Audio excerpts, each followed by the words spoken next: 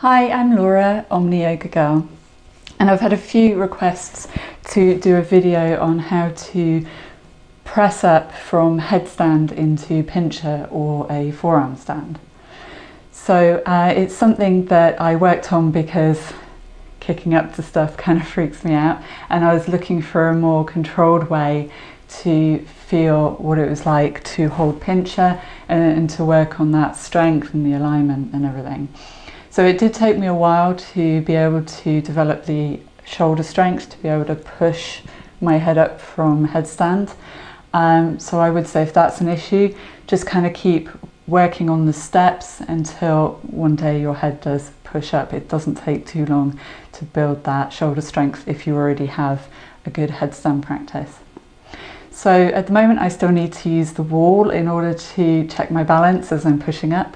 So I'll show you how I do it, and it's really quite a good way of exploring pincha and experiencing it and developing some confidence. Okay, so I've got my mat set up next to the wall.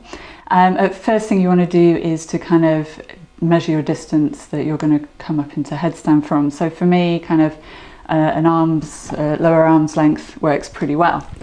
So just measure your distance, kind of figure out that's where you want to be putting your head. So set up for a bound headstand by holding your elbows, and then separate the hands, clasp them together. So from here, place the top of the head on the mat against your hands, so the back of your head is against your hands. Walk the feet in and come up. So from here, kind of come into a splits position, extend out through both legs,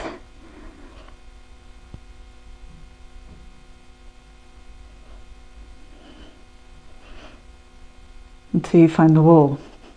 And then hug your back leg in, making a bow and arrow shape. From here you want to think about bringing your head and your hips together. Keep the core pulled in, push into the elbows, and lift the head up.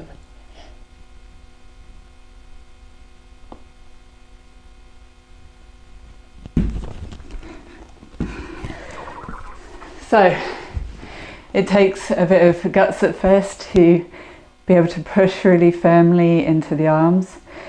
But so the most important thing, and at first what I found happened a lot, is I'd just come straight back down as soon as I started to press up. So you want to think about keep sending your hips over towards the wall and kind of bring your head up, thinking about meeting your hips with them to keep the weight stacked correctly. So please let me know if you try it, let me know how you get on, and don't forget to click subscribe. Thank you very much.